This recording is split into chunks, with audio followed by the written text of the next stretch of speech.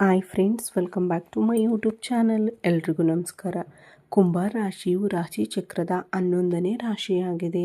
ಕುಂಭ ರಾಶಿಯು ಧನಿಷ್ಠ ನಕ್ಷತ್ರ 3 ಮತ್ತು 4ನೇ ಪಾದಗಳು, ಶತಭಿಷ ನಕ್ಷತ್ರ 1, 2, 3 ಮತ್ತು 4ನೇ ಪಾದಗಳು, ಪೂರ್ವಭಾದ್ರ ನಕ್ಷತ್ರ 1, 2 ಮತ್ತು 3ನೇ ಪಾದಗಳು, ಒಟ್ಟು 9 ಪಾದಗಳನ್ನು ಒಳಗೊಂಡಿರುತ್ತದೆ. ಕುಂಭ ರಾಶಿಯ ಗ್ರಹಾಧಿಪತಿಯು ಶನಿಯಾಗಿರುತ್ತಾನೆ. ತತ್ವವು ವಾಯು ತತ್ವವಾಗಿರುತ್ತದೆ. ಸ್ವಭಾವ ಸ್ಥಿರ ರಾಶಿಯಾಗಿರುತ್ತದೆ. ಇವರು ಸ್ವತಂತ್ರವಾಗಿ ಯೋಚಿಸುವವರು, ತೀಕ್ಷ್ಣ ಬುದ್ಧಿಶಕ್ತಿ ಹೊಂದಿದ್ದು ಸದಾ ಹೊಸ ಆಲೋಚನೆಗಳನ್ನು ಮಾಡುತ್ತಾರೆ. ಕುಂಭ ರಾಶಿಯವರಿಗೆ ಶನಿವಾರ ಮತ್ತು ಶುಕ್ರವಾರ ಶುಭ ದಿನವಾಗಿರುತ್ತದೆ. ಅದೃಷ್ಟದ ಬಣ್ಣ ಕಡು ನೀಲಿ, ನೇರಳೆ ಮತ್ತು ಕಪ್ಪು ಬಣ್ಣವಾಗಿರುತ್ತದೆ. ಅದೃಷ್ಟದ ರತ್ನ ನೀಲಮಣಿಯಾಗಿರುತ್ತದೆ. ಈಗ ಕುಂಭರಾಶಿಯವರ ಬಗ್ಗೆ ತಿಳಿದುಕೊಳ್ಳೋಣ. ಕುಂಭರಾಶಿಯವರೇ, ಇಂದು ಆಗಸ್ಟ್ 16 ಭಾನುವಾರ.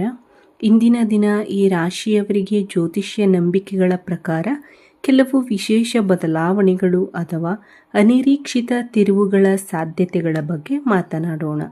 ವಿಶೇಷವಾಗಿ ಇಂದು ಸಂಜೆ 5 ಗಂಟೆಯ ನಂತರ ನಿಮ್ಮ ಜೀವನದಲ್ಲಿ ಕೆಲವು ಹೊಸ ಮಾಹಿತಿ ಅಥವಾ ಅನಿರೀಕ್ಷಿತ ಬೆಳವಣಿಗೆಗಳು ನಿಮ್ಮ ಗಮನಕ್ಕೆ ಬರಬಹುದು ಎಂಬುದು ಜ್ಯೋತಿಷ್ಯ ನಂಬಿಕೆ. ಆದರೆ ಇವು ಖಚಿತವಾಗಿ ನಡೆಯುತ್ತವೆ ಎಂದು ಹೇಳಲು ಸಾಧ್ಯವಿಲ್ಲ. ನಿಮ್ಮ ಪರಿಸ್ಥಿತಿಗಳು ಮತ್ತು ನಿರ್ಧಾರಗಳ ಮೇಲೆ ಫಲಿತಾಂಶಗಳು ಬದಲಾಗಬಹುದು. ಮೊದಲು ಈ ರಾಶಿಯವರ ಸ್ವಭಾವದ ಬಗ್ಗೆ ಸ್ವಲ್ಪ ತಿಳಿದುಕೊಳ್ಳೋಣ. ಇವರ ಆಲೋಚನೆಗಳು ಆಳವಾಗಿರುತ್ತವೆ. ಸಮಾಜದಲ್ಲಿ ಎಲ್ಲರೊಂದಿಗೆ ಸ್ನೇಹದಿಂದ ಬೆರೆಯುವ ಸ್ವಭಾವ ಇವರಿಗಿರುತ್ತದೆ. ಆದರೆ ತಮ್ಮ ಮನಸ್ಸಿನ ಆಳವಾದ ವಿಚಾರಗಳನ್ನು ಪ್ರತಿಯೊಬ್ಬರೊಂದಿಗೂ ಹಂಚಿಕೊಳ್ಳುವುದಿಲ್ಲ. ಈ ರಾಶಿಯವರ ಮತ್ತೊಂದು ವಿಶೇಷ ಗುಣವೆಂದರೆ ತಮ್ಮ ಭಾವನೆಗಳನ್ನು ನಿಯಂತ್ರಿಸಿಕೊಂಡು ಹೊರಗೆ ಶಾಂತವಾಗಿ ಕಾಣಿಸಿಕೊಳ್ಳುವುದು. ಒಳಗೆ ಎಷ್ಟೇ ಚಿಂತೆ ಅಥವಾ ನೋವಿದ್ದರೂ ಹೊರಗೆ ಆತ್ಮವಿಶ್ವಾಸದಿಂದ ಮತ್ತು ವಿಚಾರವಂತರಂತೆ ಕಾಣಲು ಪ್ರಯತ್ನಿಸುತ್ತಾರೆ. ಆದರೆ ಕೆಲವೊಮ್ಮೆ ಇವರ ದೊಡ್ಡ ಸವಾಲು ಎಂದರೆ ಯಾವುದನ್ನಾದರೂ ಅತಿಯಾಗಿ ವಿಶ್ಲೇಷಿಸುವುದು. ಮನೆಯವರ ಬಗ್ಗೆ, ಅವರ ಭವಿಷ್ಯದ ಬಗ್ಗೆ ಮತ್ತು ತಮ್ಮ ಜೀವನದ ಬಗ್ಗೆ ಹೆಚ್ಚು ಯೋಚಿಸುತ್ತಾ ತಮ್ಮ ಮನಸ್ಸಿನ ನೆಮ್ಮದಿಯನ್ನು ತಾವೇ ಕಳೆದುಕೊಳ್ಳುವ ಸಂದರ್ಭಗಳು ಬರಬಹುದು.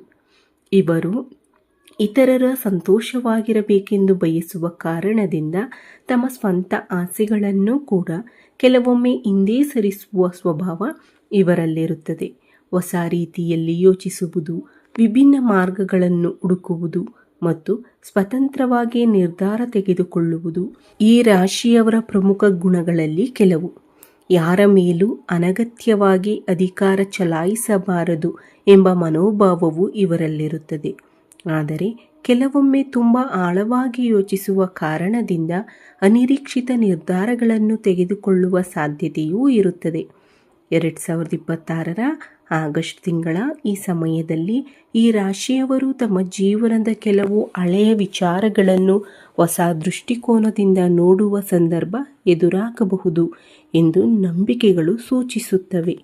ವಿಶೇಷವಾಗಿ ಆಗಸ್ಟ್ 16ರ ಶನಿ ಭಾನುವಾರದಂದು ನೀವು ನಿರೀಕ್ಷಿಸಿದಂತಹ ಕೆಲವು ಮಾಹಿತಿ ಅಥವಾ ವ್ಯಕ್ತಿಗೆ ಸಂಬಂಧಿಸಿದ ಒಂದು ವಿಚಾರ ನಿಮ್ಮ ಗಮನಕ್ಕೆ ಬರಬಹುದು ಎಂಬ ಸಾಧ್ಯತೆಯನ್ನು ಈ ದಿನದ ರಾಶಿ ಫಲಗಳಲ್ಲಿ ನೋಡಬಹುದು. ಇದು ನಿಮ್ಮ ಮನೆ, ಕುಟುಂಬ ಅಥವಾ ನಿಮ್ಮ ಹತ್ತಿರದ ಸಂಬಂಧಗಳಿಗೆ ಸಂಬಂಧಿಸಿದ ವಿಚಾರವಾಗಿರಬಹುದು. ಬಹಳ ದಿನಗಳಿಂದ ನಿಮಗೆ ಸ್ಪಷ್ಟವಾಗದಿದ್ದ ಯಾವುದಾದರೂ ವಿಷಯದ ಬಗ್ಗೆ ಒಂದು ಸಂಭಾಷಣೆ ನಡೆಯಬಹುದು ಅಥವಾ ಹೊಸ ಮಾಹಿತಿ ದೊರೆಯಬಹುದು. ಆ ಮಾಹಿತಿ ನಿಮ್ಮ ಆಲೋಚನೆಗಳನ್ನು ಬದಲಾಯಿಸುವಂತಿರಬೇಕು. ಇಷ್ಟು ದಿನ ನಾನು ಈ ವಿಷಯವನ್ನು ಬೇರೆ ರೀತಿಯಲ್ಲೇ ಅರ್ಥ ಮಾಡಿಕೊಂಡಿದ್ದೇನಾ ಎಂಬ ಪ್ರಶ್ನೆ ನಿಮ್ಮ ಮನಸ್ಸಿನಲ್ಲೇ ಮೂಡಬಹುದು. ಆದರೆ ಇಲ್ಲಿ ಒಂದು ವಿಷಯವನ್ನು ನೆನಪಿನಲ್ಲಿಟ್ಟುಕೊಳ್ಳಬೇಕು. ಯಾವುದೋ ವ್ಯಕ್ತಿಯ ಬಗ್ಗೆ ಮಾಹಿತಿ ಸಿಕ್ಕ ತಕ್ಷಣ ತೀರ್ಮಾನಕ್ಕೆ ಬರಬೇಡಿ. ಮೊದಲು ಸಂಪೂರ್ಣ ವಿಷಯವನ್ನು ತಿಳಿದುಕೊಳ್ಳಿ. ಎದುರಿನ ವ್ಯಕ್ತಿಯ ಮಾತನ್ನು ಶಾಂತವಾಗಿ ಕೇಳಿ.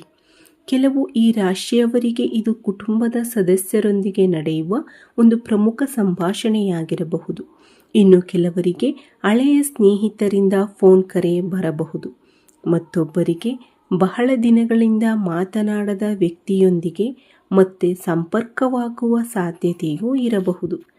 ಇವೆಲ್ಲವೂ ಜ್ಯೋತಿಷ್ಯ ನಂಬಿಕೆಗಳ ಆಧಾರದ ಮೇಲೆ ಸಾಮಾನ್ಯ ಸಾಧ್ಯತೆಗಳು ಮಾತ್ರ. ಈ ರೀತಿಯ ಒಂದು ಸಂಭಾಷಣೆ ನಡೆದರೆ ಅದು ನಿಮ್ಮ ಜೀವನದ ದಿಕ್ಕನ್ನು ಬದಲಾಯಿಸುವುದಕ್ಕಿಂತಲೂ ಒಂದು ವಿಷಯವನ್ನು ಹೊಸ ರೀತಿಯಲ್ಲಿ ಅರ್ಥ ಮಾಡಿಕೊಳ್ಳಲು ಸಹಾಯ ಮಾಡಬಹುದು. ಕೆಲವರಿಗೆ ಹಳೆಯ ಸಂಬಂಧದಲ್ಲಿದ್ದ ತಪ್ಪು ಕಲ್ಪನೆಗಳು ದೂರವಾಗಬಹುದು. ಕುಟುಂಬದಲ್ಲಿ ನಡೆದಿದ್ದ ಕೆಲವು ಅಪಾರ್ಥಗಳನ್ನು ಚರ್ಚಿಸಿ ಪರಿಹರಿಸಿಕೊಳ್ಳುವ ಅವಕಾಶ ಸಿಗಬಹುದು. ಕೆಲವರಿಗೆ ಹಳೆಯ ಸ್ನೇಹ ಅಥವಾ ಸಂಬಂಧ ಮತ್ತೆ ಉತ್ತಮವಾಗುವ ಸಂದರ್ಭವೂ ಬರಬಹುದು. ಆದರೆ ಯಾವುದೇ ವಿಷಯ ಹೊರಬಂದರೂ ತಕ್ಷಣ ಭಾವನಾತ್ಮಕವಾಗಿ ಪ್ರತಿಕ್ರಿಯಿಸುವುದು ಸೂಕ್ತವಲ್ಲ. ಈ ದಿನದ ಪ್ರಮುಖ ಸಂದೇಶವೇನೆಂದರೆ, ಸತ್ಯ ತಿಳಿಯುವಾಗ ಶಾಂತವಾಗಿರಿ, ವಿಚಾರವನ್ನು ಸಂಪೂರ್ಣವಾಗಿ ಅರ್ಥ ಮಾಡಿಕೊಳ್ಳಿ ಮತ್ತು ನಂತರವೇ ನಿರ್ಧಾರ ತೆಗೆದುಕೊಳ್ಳಿ. ಜ್ಯೋತಿಷ್ಯ ದೃಷ್ಟಿಯಿಂದ ನೋಡಿದಾಗ ಹಳೆಯ ಅನುಭವಗಳು ಮತ್ತು ಅಪೂರ್ಣವಾಗಿದ್ದ ವಿಚಾರಗಳನ್ನು ಮತ್ತೆ ಪರಿಶೀಲಿಸುವ ಸಮಯ ಕೆಲವರಿಗೆ ಎದುರಾಗಬಹುದು. ಹಿಂದೆ ನಡೆದ ಘಟನೆಗಳನ್ನು ಹೊಸ ದೃಷ್ಟಿಕೋನದಿಂದ ನೋಡುವ ಅವಕಾಶ ಸಿಗಬಹುದು. ಈ ರಾಶಿಯವರಲ್ಲಿ ಸಾಮಾನ್ಯವಾಗಿ ಆತ್ಮವಿಶ್ವಾಸ ಮತ್ತು ಸ್ವತಂತ್ರವಾಗಿ ಯೋಚಿಸುವ ಗುಣ ಹೆಚ್ಚು ಎಂದು ಜ್ಯೋತಿಷ್ಯದಲ್ಲಿ ಹೇಳಲಾಗುತ್ತದೆ.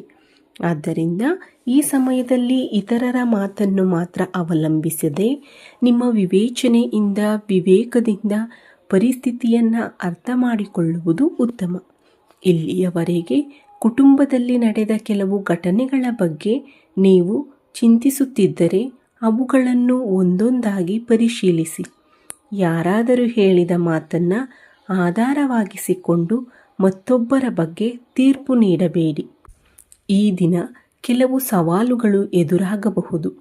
ಹಳೆಯ ನೋವುಗಳು ನೆನಪಾಗಬಹುದು, ಗೊಂದಲ ಉಂಟಾಗಬಹುದು ಅಥವಾ ಮನಸ್ಸಿನಲ್ಲಿ ಅಶಾಂತಿ ಮೂಡಬಹುದು. ಆದ್ದರಿಂದ ನಿಮ್ಮ ಮಾತಿನ ಮೇಲೆ ವಿಶೇಷ ಗಮನ ಕೊಡಿ.